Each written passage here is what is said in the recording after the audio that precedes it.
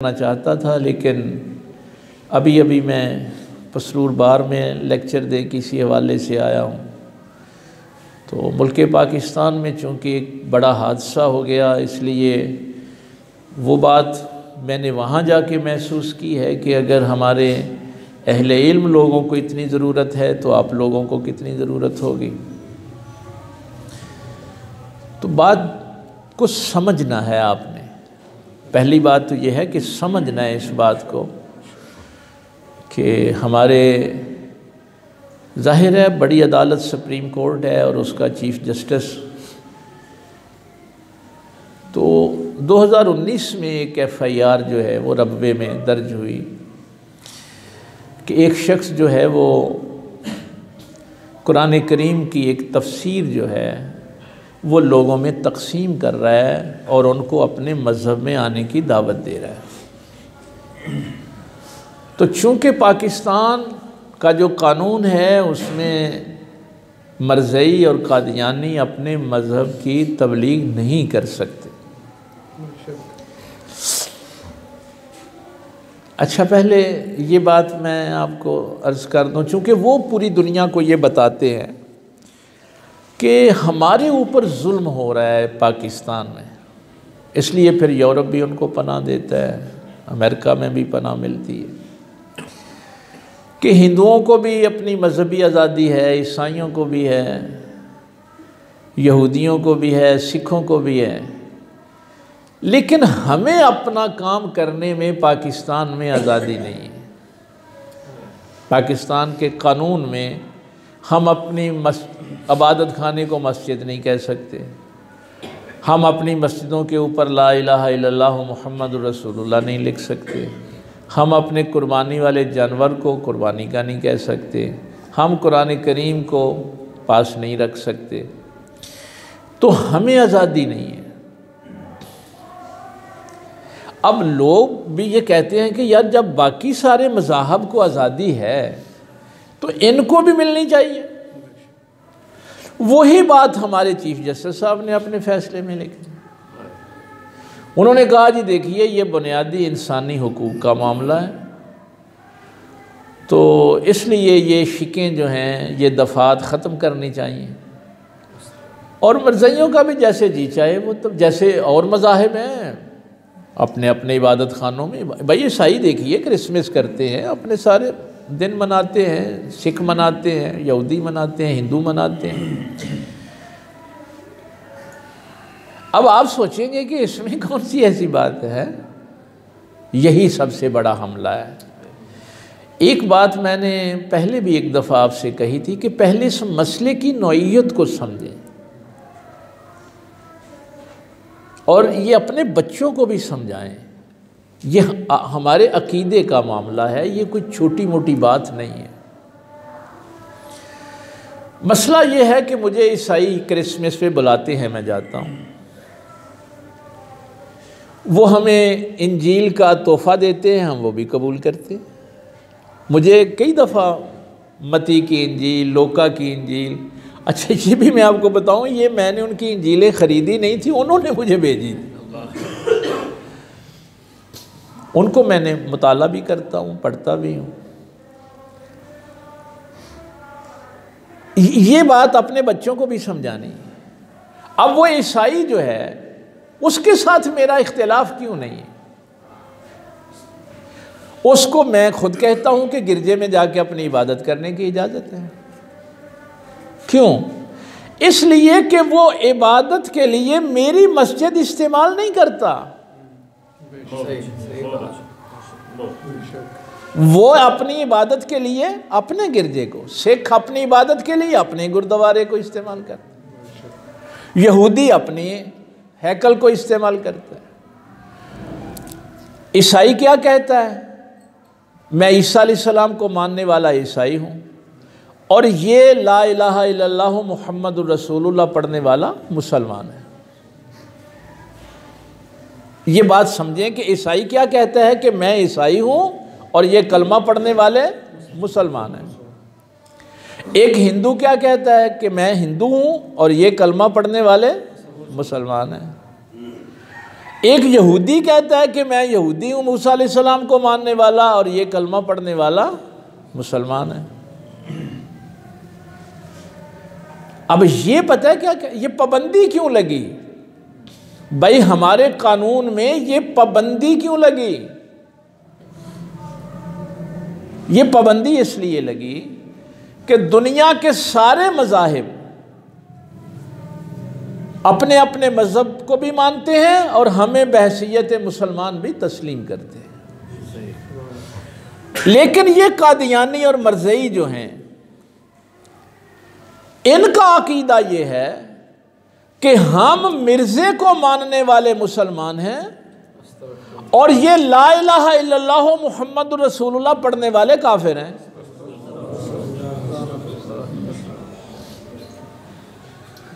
ये है वो बुनियादी चीज जो हमें समझ, और जब ठीक हो भी देख फिर कहना।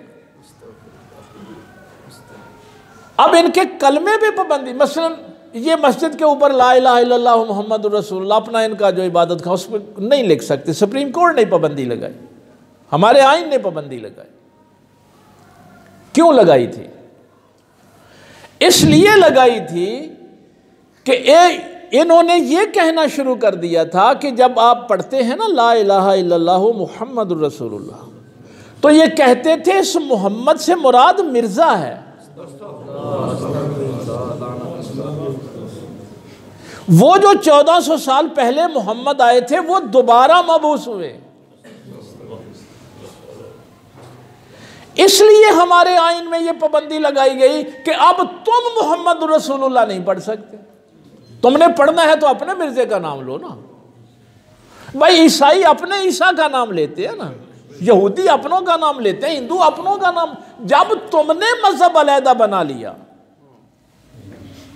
तुमने अपना नबी अलहदा बना लिया, तो फिर तुम अपने नबी की बात करो, अपने मजहब की बात करो। तुम हमारा मजहब क्यों इस्तेमाल करते हो भाई? मस्जिद मुसलमानों की है, तुम मस्जिद को इस्तेमाल ना करो। कलमा ला इलाहा इल्लल्लाह मुहम्मदुर रसूलुल्लाह मुसलमानों का है, तुम इसको इस्तेमाल ना करो। ये कुरान मुसलमानों का है। अब इनका वो मौलवी बशीरुद्दीन की वो लिखी हुई तफसीर सगीर, अब उसमें जाहिर है इन्होंने कुरान करीम में तहरीफ की हुई है। तो कुरान करीम की तहरीफ जो है ये हम कैसे बर्दाश्त कर सकते हैं? क्यों? ये कुरान ही तो हमारे नबी का जिंदा मौजज़ा है भाई। क़यामत तक मेरे पैगंबर का जो जिंदा मौजज़ा है वो ये कुरान है। हम इसमें कैसे तब्दीली करने देंगे? अच्छा, अब जुल्म देखें कि अगर कोई हिंदू मेरी मस्जिद को इस्तेमाल करे तो हम कहते हैं ना भाई नहीं, ये नहीं हो सकता, मस्जिद मुसलमानों की है, तुमने इबादत करनी है अपने मंदिर में जाओ। सिखों को कहते हैं अपने गिरजों में जाओ। अब ये हमारे शायर इस्तेमाल करें, इनको कहते हैं शायर इस्लाम। शायर शईरा की जमा है ना, शायर का लफ्ज़ जो है ये है शईरा की जमा। शईरा कहते हैं निशानी को, वो निशानी जिसे देख के असल याद आ जाए। मैं मस्जिद है ना, तो मस्जिद को देख के मुसलमानों का ही तसव्वुर सामने आएगा ना। ला इलाहा इल्लल्लाह मुहम्मदुर रसूलुल्लाह ये निशानी है ना, इसको देख के मुसलमान ही याद आएंगे, कोई और तो नहीं आ सकता। कुर्बानी का जानवर मुसलमानों का होता है, कुरान मुसलमानों का है। अच्छा, अब जुल्म भी वो करे कि तुमने अपना मजहब बना लिया, अपना नबी अलहदा बना लिया, अब शायर तुम हमारे इस्तेमाल करो। तो जुल्म वो कर रहे हैं या हम कर रहे हैं उन पे? भाई जुल्म तो वो हम पे कर रहे हैं ना, और आज से नहीं कर रहे। जाहिर है उनके पीछे वो सारी यूरोप की, अमेरिका की ताकतें हैं, वो उनको सपोर्ट करते हैं। मैं उधर ये बात आज कह के आया हूं तुम्हें संगीनी का अंदाज़ा नहीं है। असेंबली में 1973 के आइन में, अच्छा एक उस बदबख्त ने अपने फ़ैसले में भी ये भी बात लिखी है कि ये कुरान की हिफाजत का जो कानून है ये तो बना है 2020 में या 21 में, तो ये FIR दर्ज हुई है 2019 में। तो चूंकि कुरान की हिफाजत का कानून बाद में बना है, मुकदमा पहले दर्ज हुआ है, इसलिए इस पे ये शक नहीं लगती। इस पे ये कानून, चूंकि कानून कुरान की हिफाजत का बाद में बना है, 2021 में बना है, और ये इसने जो हरकत की है ये 2019 में की है। तो जब उस वक़्त कानून ही नहीं था तो इस पर तो ये दफ़ा लगती नहीं। एक जुमला मैं अक्सर आपसे ये कहता हूँ, पता नहीं आपको याद है या नहीं। मैंने आपसे कहा था कि ये ख़त्म नबुव्वत का नज़रिया हम 1973 के आइन की वजह से तो नहीं मानते, ये तो हम उस वक़्त भी इस नज़रिए को मानते थे जब पाकिस्तान भी नहीं बना था।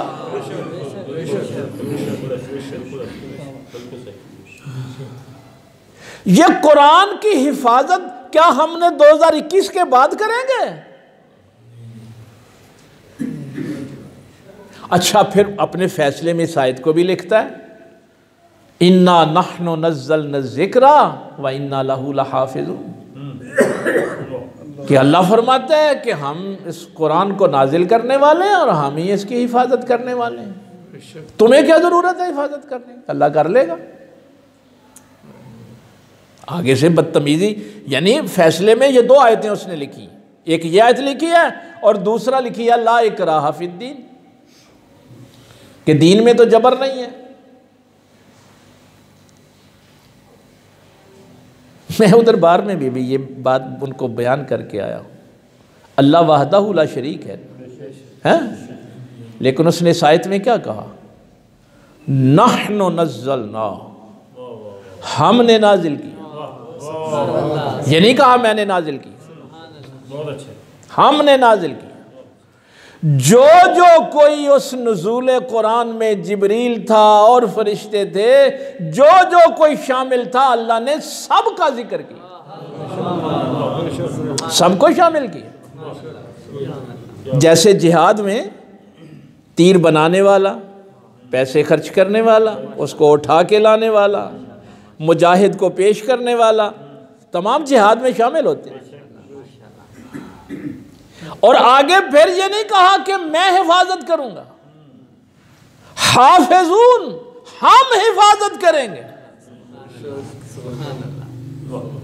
क़यामत तक। जो भी कोई तहफ़्फ़ुज़ कुरान के लिए काम करेगा, अल्लाह ने उन सब को शामिल किया।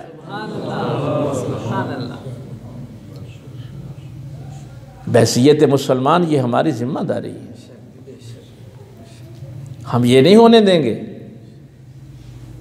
अब देखिए जबर कौन कर रहा है, हमारी मस्जिदों पे वो कर रहे हैं, कुरान करीम पे जबर वो कर रहे हैं, हमारा दीन शायर इस्लाम वो इस्तेमाल कर रहे हैं। और ये बदबख्त कहता है कि देखिए जी कुरान में आया ला इकराहा फिद्दीन। भाई हमने कब उन पे जबर, हम तो कहते हैं कि तुम अपने मजहब के मुताबिक चलो, हमारा तुमसे कोई इख्तिलाफ नहीं है। कम अज कम तुम हमारे शायर की तो जान छोड़ो। ये है हमारा कानून कि जैसे बाकी मज़ाहब वाले अपने अपने शायर इस्तेमाल करते, तुम भी अपने शायर इस्तेमाल करो। ये नहीं हो सकता कि तुम जबर हमारे ऊपर करो कि हमारी मसाजिद पे कब्ज़े करो, हमारे कुरान पे कब्ज़े करो, हमारे कलमे पे कब्ज़े करो और हम फिर खामोश बैठे रहे। ये तो नहीं हो सकता। इनको जिस दिन का देखिए, इस बदबख्त को ये भी नहीं पता कि 1973 के आइन की ये जो दूसरी तरमीम जिसमें इनको काफिर करार दिया गया है, उसको पढ़ें आप, सारे पढ़े लिखे लोग हैं। आखिरी दिन मौलाना शाह अहमद नूरानी सिद्दीकी रहमतुल्लाहि ताला अलैह ने, देखिए ऐसे ही नहीं इनको काफिर करार दे, इनके उस वक़्त के मिर्ज़ा नासिर को असेंबली में बुलाया था। भाई हम यक तरफा बातें करने के कायल नहीं हैं, उसको भी बुलाया था, आओ तुम भी अपनी बात सामने रखो। जबर के साथ तो कुछ नहीं हुआ। अब कितने दिन वो सिलसिला चलता रहा। नूरानी साहब ने आखिर में सिर्फ उससे ये सवाल पूछा था कि अगर कोई बंदा मिर्जे को ना माने तो मिर्जा नासिर से पूछो कि उसके मुतल्लिक इसका क्या ख्याल है।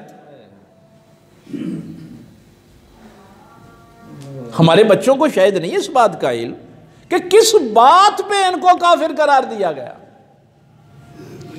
तो उस वक़्त जो कादियानियों का, मरज़इयों का वहाँ नुमाइंदा था मिर्ज़ा नासिर, उसने कहा जी हमारे नज़दीक तो वो काफिर है जो मिर्ज़े को नबी नहीं मानता।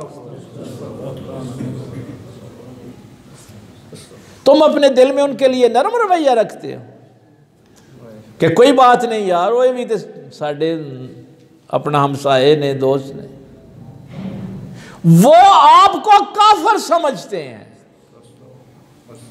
एक ईसाई मुझे काफिर नहीं कहता, एक यहूदी मुझे काफिर नहीं कहता, एक हिंदू मुझे काफिर नहीं कहता, ये बदबख्त मुझे काफिर कहता है।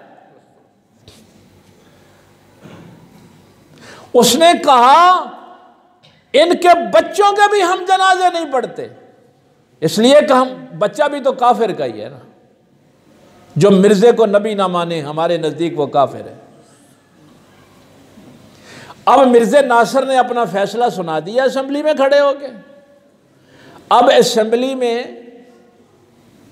जो नुमाइंदे बैठे थे वो तो सारे ला इलाहा इल्लल्लाह मुहम्मदुर रसूलुल्लाह पढ़ने वाले थे। 73 के आइन शुरू कहाँ से होता है?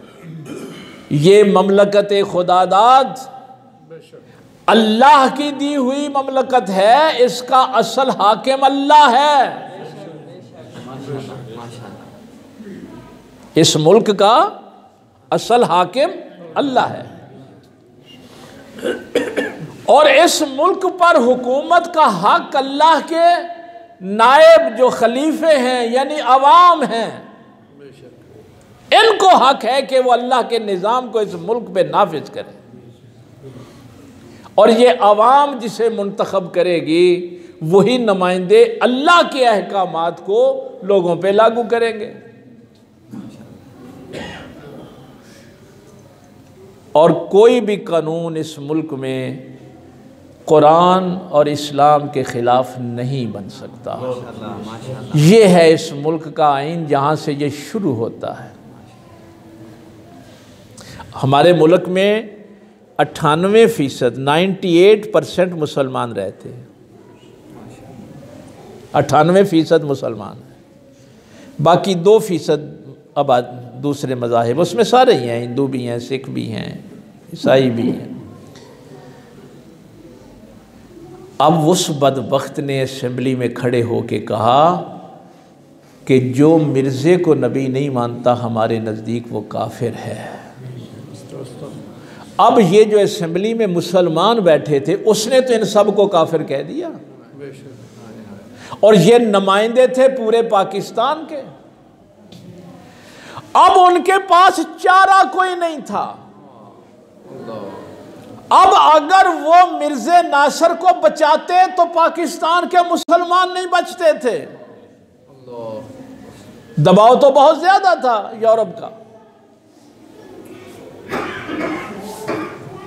अब फिर एक ही बात थी, या मिर्जे के मानने वाले काफिर ठहरते या मोहम्मद रसूलुल्लाह को मानने वाले।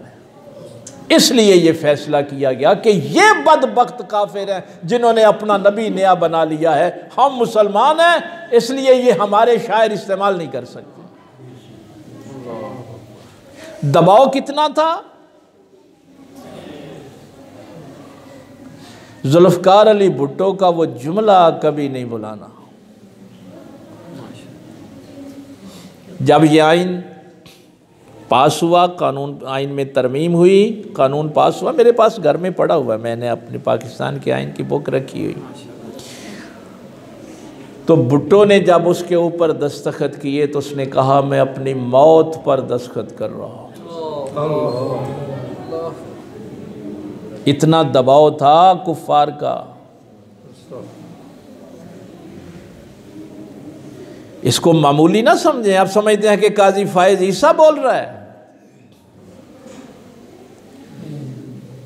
या जो मैंने आपको बताया था कि पाकिस्तान बना था तो उस बदबख्त ने, ज़फ़रुल्लाह खान ने जो पहला वज़ीर ख़ारजा था, उसने बानिए पाकिस्तान कायदे आज़म का जनाजा नहीं पढ़ा था। उस वक़्त तो अभी 73 का आइन भी नहीं बना था। ये उस वक़्त भी आपको काफिर समझते थे। और उसने कहा था कि एक मुसलमान ने काफिर का जनाजा नहीं पढ़ा, और वो फिर भी इस मुल्क का वज़ीर ख़ारजा रहे। कायदे आज़म के जनाजे पे वो ये जुमला कहे कि एक मुसलमान ने काफिर का जनाजा नहीं पढ़ा, फिर भी वो इस मुल्क का वज़ीर ख़ारजा रहे। ये को आज की बातें तो नहीं है। फिर ये बैरूनी ताकतें उस शख्स को निशाने इबरत बनाती हैं। और भुट्टो ने कहा था मुझे पता है मैं अपनी मौत पर दस्तखत कर रहा हूँ। ये था दबाव कुफ्फार का। इसको मामूली ना समझा करें। ये तो अल्लाह का शुक्र है। अब पता है उन्होंने क्या समझा था? अब उन्होंने समझा था कि हमने महंगाई इतनी कर दी है कि लोगों को अपनी भूख के अलावा कोई बात, अब तो लोग बस अपनी भूख में ही परेशान हैं। अब इनके ऊपर ये एटम बम गिराओ के मर्जियों को मान लो।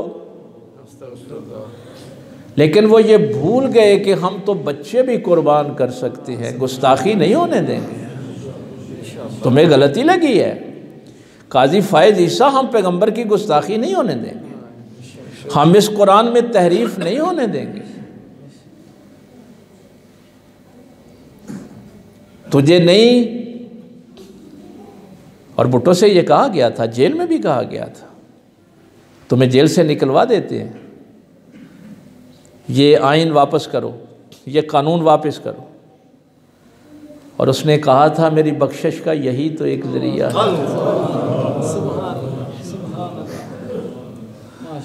इस जान को बचाने के लिए। अब जिस मौलवी मुश्ताक ने सज़ाए मौत सुनाई थी, उसके जनाजे पे शहद की मक्खियां आ गई थी, जनाजा नहीं पढ़ा गया था। अल्लाह ने फिर भुट्टो को इज्जत दी थी और उस जज को ये सजा दी थी। सारा जनाजा भाग गया था, नहीं पढ़ने दिया था। बड़े बड़े गुनाहगारों के जनाजे होते हैं लेकिन अल्लाह बर्दाश्त कर लेता है। इस जज को मौलवी मुश्ताक का जनाजा याद नहीं है। अल्लाह ताला तो निशान इबरत बनाएगा, लेकिन अल्लाह ने यह भी तो देखना है कि तुमने मेरे महबूब के लिए कितनी आवाज़ उठाई। तो इसलिए कोई दिल में सॉफ्ट कॉर्नर इनके लिए इस हवाले से देखिए। बाकी हम उन पे क्या जबर कर रहे हैं? हमने कभी उनको कुछ मना नहीं किया। जबर भी वो करें, यानी हम, ये शायर हमारे हैं ना, मसाजिद हमारे हैं, कलमा हमारा है, कुरान हमारा है। और फिर मैं उधर चूंकि वो सारे वकाला बैठे थे, उनको ये बता के आया हूं कि अगर इसकी नीयत साफ होती, ये कहता है ना ये कानून बाद में बना है, ये कानून तो 1400 साल पहले का बना हुआ है। तू कौन कहता है कानून अब बना है? हम नबी पाक की खत्म नबूवत को कोई 73 के बाद मानने लगे हैं। मौलाना अब्दुस्तार खान न्याजी साहब को सजाए मौत तो 1954 में हुई थी, इसी खत्म नबूवत के। मौलाना मौदूदी को हुई थी। पीर मेर अली शाह साहब तो पाकिस्तान नहीं बना था उस वक्त, मिर्जे के खिलाफ खड़े हुए थे। हमको 73 के आइन की वजह से इसको मानते हैं। चलो तेरी बात ही मान लेते हैं, लेकिन फिर तुझे इस आइन और कानून की हिफाजत करनी चाहिए थी कि 2021 में भी अगर ये कानून पंजाब हुकूमत ने बनाया है तो अब इसके बाद ये इस कुरान में तहरीफ नहीं कर सकते। जितनी कापियां इन्होंने छपवाई हैं ये गलत कुरान करीम की, ये जब्त करो, फिर हम समझते कि तेरी नीयत साफ है। क्या बात है। तूने आगे से ये कहा कि इनको आगे फिर कुरान में तहरीफ की इजाजत है। तुम 2019 वाली वो शिके खत्म पिछली खत्म करके आगे ये तो तू लिख सकता है ना कि जब आइन में है कि ये हमारे कुरान को इस्तेमाल नहीं कर सकते, तो आज के बाद इन्होंने ये जो तफसीर सगीर लिखी है इस पे पाबंदी लगाओ। उन्होंने तबलीग कर हमारे नबी का नाम लेके लोगों को ये तो ना कहे कि हम मुसलमान हैं और हम ये जो 98% हैं ये काफिर हैं। भाई ये भी कभी जुल्म देखा है किसी ने कि 98% आबादी पे ये पॉइंट कुछ % भी नहीं बनते, वो हमारे शायर पे कब्जा करें और वो हक पे हैं, ये हमारा चीफ जस्टिस है। नहीं काजी साहब नहीं, ये जुल्म हम नहीं होने देंगे। ये आपको गलती लगी है, हम गुनाहगार ही सही, हम गुनाहगार ही सही, समझे हम बड़े गुनाहगार हैं, लेकिन अपने पैगंबर से बेवफाई नहीं करेंगे। हाँ, हमारी इस जान की कोई हैसियत नहीं है, हमारे माल की कोई हैसियत नहीं, लेकिन वो टेस्ट करते रहते हैं कि पता नहीं। और बेवकूफ़ों, अल्लामा इकबाल ने तो इस सदी के शुरू में तुम्हें बता दिया था, और ये फाका कश मौत से डरता नहीं। तुम कहते हो रूहे मोहम्मद इसके बदन से निकाल दो। हाँ, ये नहीं हो सकता। तो ये जुल्म हुआ है, इसके खिलाफ हम पूरा एहतजाज करते हैं और पूरी उम्मत मुसलमान जो है वो हमारे साथ है। ये नहीं हो सकता कि वो सारे मुसलमानों को काफिर कहें और उनके हुकूक हैं, और हमारा 98% लोगों का जो मुल्क है हम बेबस हैं। और उन ताकतों को भी ये पैगाम जाना चाहिए। इकबाल ने कहा था नुक्ता-ए तौहीद हल तो हो सकता है, तेरे जहन में बुत खाना हो तो हम क्या करें। ये तो नहीं कि नुक्ता-ए तौहीद हल तलब नहीं है, बात तो तेरे दिमाग के बुत खाने की। बहरहाल ये बात आपको समझाना जरूरी थी कि वो आपको काफिर समझते हैं। आज भी आपके साथ जितना जी चाहे उनका ताल्लुक हो, वो आपके जनाजे में शरीक नहीं होंगे, आपके बच्चे के जनाजे में शरीक नहीं होंगे। वो अपने अकीदे पे इतना डटे हुए हैं, और हम हैं कि हम कहते हैं नहीं चलो कोई नहीं, फिर सारे इको जाइए। ऐसे नहीं होता। जहाँ हमारे दीन का, हमारे नबी की इज़्ज़त का मामला है, वहाँ हम कंप्रोमाइज़ नहीं कर सकते। तो इस रात में इस मुल्क के लिए भी दुआ करें, अपने लिए भी दुआ करें, और छोड़ दें उन कामों को जिनसे अल्लाह नाराज़ होता है। अल्लाह अमल की तौफीक दे। आखिर दावा।